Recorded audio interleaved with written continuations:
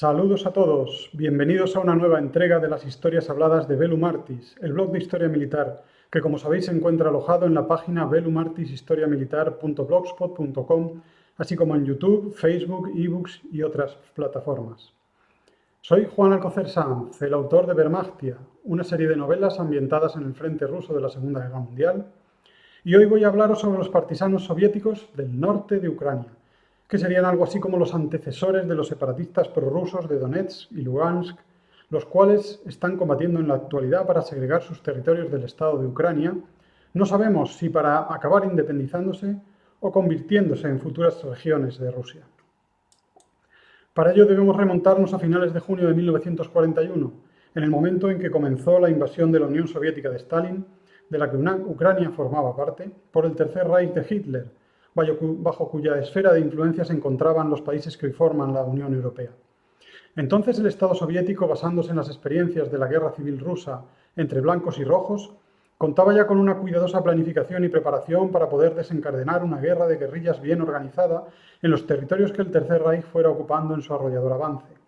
Sin embargo, la confianza de sus líderes en que el numéricamente superior ejército rojo podría bastarse para derrotar a la Wehrmacht hizo que todos los recursos disponibles se derivaran al ejército regular, un instrumento que no iba a ser capaz de cumplir esta misión, en detrimento del ejército irregular, llamado por los rusos Partisanshchina, o movimiento partisano. Por tanto, la Partisanshchina tuvo que limitarse a improvisar e ir constituyéndose a duras penas en el peor contexto posible, es decir, cuando ya los invasores dominaban el territorio en que debían desplegar sus actividades. De hecho, durante los primeros 2 años de la guerra, el propio Joseph Stalin dio muestras de un gran desconocimiento sobre los efectivos partisanos que resistían en las zonas ocupadas por Hitler, fruto de una falta de fe casi absoluta en que la Partisanshchina podía acabar alcanzando algún éxito. Cosa que al final ocurrió, ya que es de sobra conocido cómo los partisanos, sobre todo los rusos y los bielorrusos, interfirieron en el esfuerzo de guerra alemán. Pero ¿cuál era la doctrina de guerra de guerrillas que inspiró la Partisanshchina? La idea inicial era que los órganos territoriales del Partido Comunista, que en el caso de Ucrania serían los líderes políticos de la República Popular constituida en esa zona, se ocupasen de la organización y dotación de las unidades partisanas, las cuales siempre bajo el control de las autoridades locales del NKVD, es decir, de la policía política. Pero los resultados de su improvisación dieron frutos muy distintos según la capacidad de que disponía cada región, y al final no fue hasta el 30 de mayo de 1942, casi un año después de iniciada la lucha con Alemania, cuando se trató de poner un poco de orden mediante la creación en Moscú del Estado Mayor Central del movimiento partisano, al frente del cual se situó a Panteleimon Ponomarenko, secretario del partido. A continuación se replicó esta estructura de control a nivel regional, creándose para Ucrania el 20 de junio de 1942 su propio Estado Mayor partisano, el cual llegó a contar con casi 150 oficiales de rangos diversos, y al frente del mismo, como era de tradición en el Estado soviético, no se situó a un único jefe, sino a un comité de 3 miembros, el comandante Tifomi Strokach, un policía del NKVD especialista en la lucha contra insurgencia, que sería capaz de adoptar con habilidad el rol opuesto. Musi Spivak, un político del Partido Comunista. Y por último el coronel Vinogradov, un militar, jefe de inteligencia de la Dirección Suroeste del Ejército Rojo. A esto hay que añadir que este comité rector daba cuenta regularmente de sus actividades a los mandos militares de la zona más cercana del frente, y en especial a un personaje que a buen seguro sonará a todos, Nikita Khrushchev, quien era la cabeza visible del aparato estatal en Ucrania como hombre de confianza de Stalin, y que además era ucraniano de nacimiento, un rasgo que en el futuro tendría una gran repercusión en la guerra que hoy se está librando allí, ya que fue él quien decidió las fronteras de la actual Ucrania que tantos quebraderos de cabeza están dando. Pero centrémonos en la Segunda Guerra Mundial. Esta enorme maquinaria burocrática diseñada para ostentar el mando y control de todas las actividades subversivas que se desempeñasen en la Ucrania ocupada fue con diferencia la más torpe e ineficaz. Al contrario que en Bielorrusia y en la propia Rusia occidental, el número de destacamentos partisanos sobre el terreno era el más comprometido y el menos numeroso de todos los desplegados por la Unión Soviética. Por una parte, había que contar con la desafección de la población ucraniana hacia el régimen de Stalin. Después de tantos años de hambrunas y represión política, recordemos por ejemplo el oscuro episodio del Holodomor, y por otra la orografía dificultaba también el ocultamiento de los partisanos. En el oeste y en el sur, como es sabido, predominaba la estepa cerealística. Como muestra de su escaso éxito, hay que decir que de los 750 agentes del NKVD enviados a esta zona durante el año 1941, ninguno seguía dando señales de vida a principios de 1943. Solo en el norte y en el este, en la zona limítrofe con los pantanos de Pripyat, en la región de Sumy o en el Donetsk, llegó a cuajar el movimiento de resistencia auspiciado por el Kremlin. Desde luego, al principio, el éxito de la partisanschina brilló por su ausencia.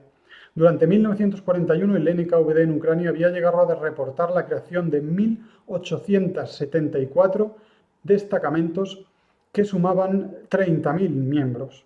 Pero para el 1 de mayo de 1942, es decir, poco menos de un año después, su número había menguado hasta los 37 destacamentos y los 1.918 partisanos registrados, teniendo poca o ninguna comunicación estos con Moscú. Y no solo la falta de organización y la carencia de medios tuvo su influencia. El SD alemán, el famoso Sicherheitsdienst, o Servicio de Seguridad, solía informar a Berlín de la baja motivación de los partisanos seleccionados para formar estos destacamentos, la mayoría de los cuales desertaban a la primera oportunidad a la vista de la debacle que estaba sufriendo el Ejército Rojo en la batalla. El núcleo de la resistencia partisana lo componía un puñado de individuos motivados no tanto por la lealtad al régimen comunista como por sus propias convicciones. Entre estos grupos de partisanos autónomos y, en cierto modo, reticentes a acatar el rígido control de Moscú, destacaban los liderados por Oleksiy Fedorov, por Alexander Saburov y por Sidir Kovpak, sobre todo este último. Sidir Artemovich Kovpak, que tenía 55 años por aquel entonces, era el líder del gobierno comunista local de Putyvl, en el Oblast de Sumy. Kovpak en su juventud había sido un valiente soldado de origen humilde, condecorado con la Orden de San Jorge por el mismo zar. Pero al llegar la Revolución de Octubre se unió a los bolcheviques y tuvo un destacado papel liderando guerrillas durante la Guerra Civil Rusa. Sin embargo, como no había pertenecido a la facción de Stalin en los años 20, durante los años previos a la guerra su papel había sido meramente ornamental en el régimen soviético, es decir, el de un viejo veterano condecorado. Aunque los antecedentes de su primer comisario político, por aquel entonces, Semyon Rudnev, eran más sombríos todavía, pues había llegado a ser internado y torturado en una prisión de la GPU en la época de la Gran Purga. Estos destacamentos partisanos comenzaron a tener una relevancia creciente a finales del año 1942. Su primera operación importante implicó un auténtico periplo.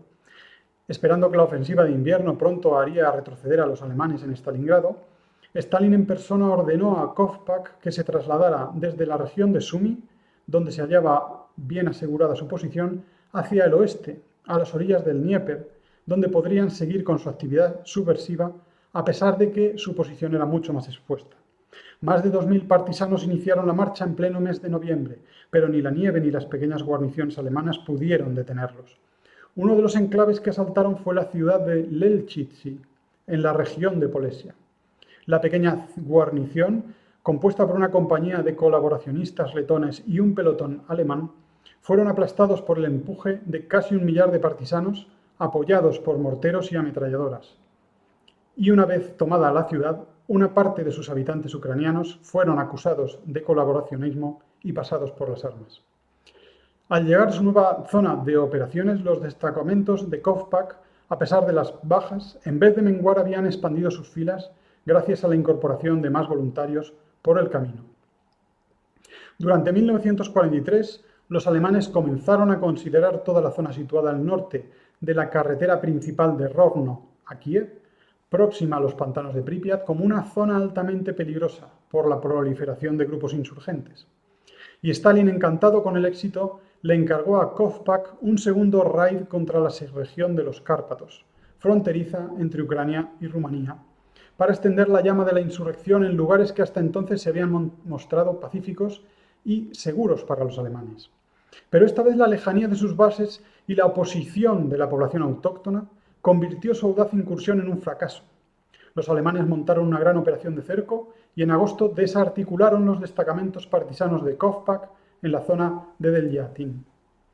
Durante el retorno a sus bases, además, los supervivientes fueron continuamente acosados por los guerrilleros de Lupa, el ejército insurgente ucraniano del que hablé el otro día, sufriendo una auténtica carnicería. En enero de 1944, los restos de la banda de partisanos rojos de Kovpak se convirtieron oficialmente en la primera división partisana ucraniana y fueron puestos al mando de Petro Petrovich Vershíjora, un joven luchador con suerte que sobrevivió a aquella dura época y pudo dejar el legado de sus memorias, convirtiéndose en un famoso escritor durante la Guerra Fría.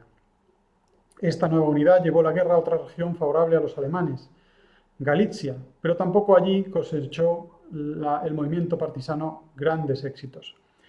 El éxito de sus tácticas parecía ligado de modo insoluble a su práctica en territorios donde la población y la orografía fueran favorables.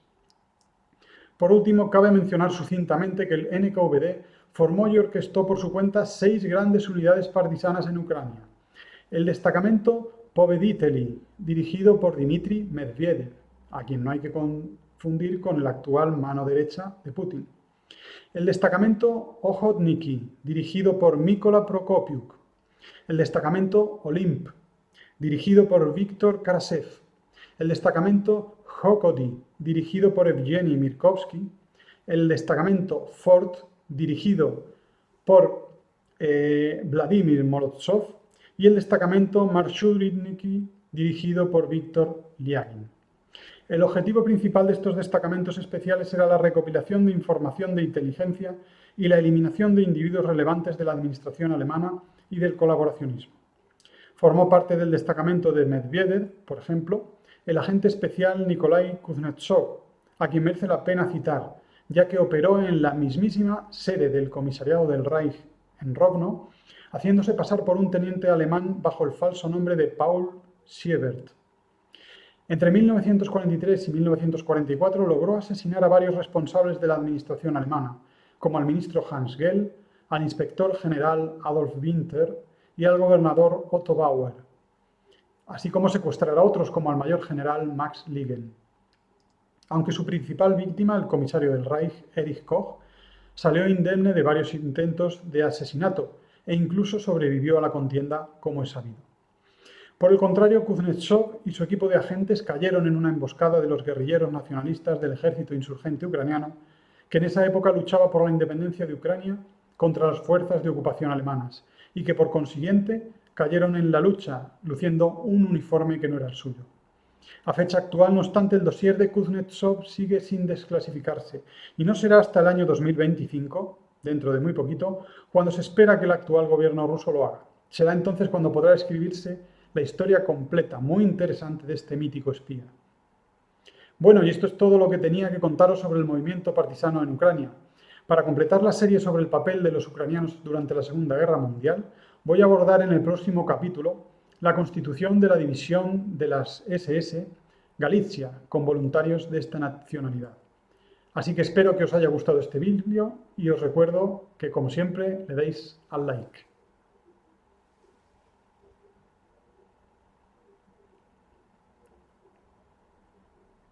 Hola amigos de la Historia Militar, si os ha gustado este contenido, por favor apoyadnos en iVoox, YouTube o Patreon. Recordad que Bellum Artis es vuestro canal de Historia Militar y trabajamos para daros los mejores contenidos. Muchas gracias a todos y hasta la próxima Historia Hablada. Y no os olvidéis de dar a me gusta y compartir.